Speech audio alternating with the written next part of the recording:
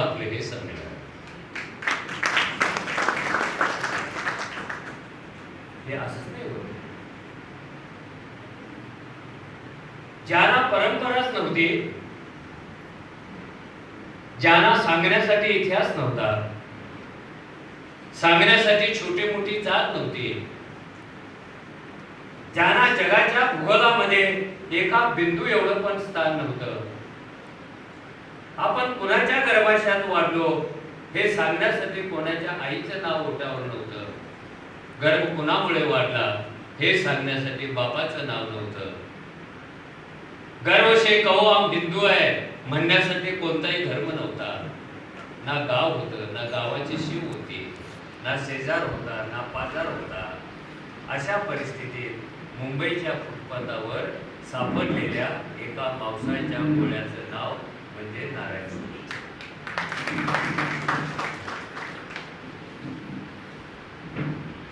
सुर्व्यांच्या नावाने संमेलन भरवणं ही आनंदाची गोष्ट आहे, तशी ती एक जोखीम सुद्धा.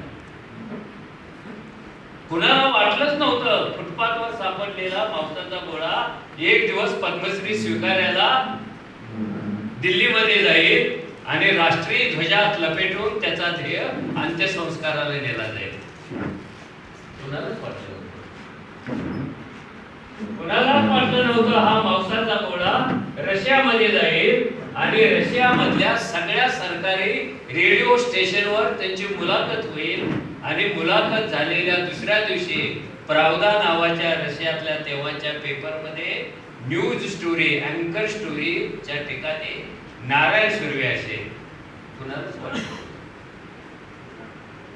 कुणालाच वाटलं नव्हतं की नारायण सुर्वेने लिहिलेलं डोंगरी शेत माझं हे गीत नाशिक जिल्ह्यातल्या चांदवडमध्ये शरद जोशींच्या शेतकरी संघटनेतल्या 1.5 लाख महिला ज्यांनी पाठीला पोटाला कोर बांधलेला आहे, भाकरीची कोर ठेवलेली आहे, त्या उभ्या राहतात आणि एक सुरामध्ये डोंगरी शेत माझं ग या 1.5 लाख महिला गाणं म्हणतात आणि जगाच्या कवितेमध्ये एक नवा रेकॉर्ड होतो.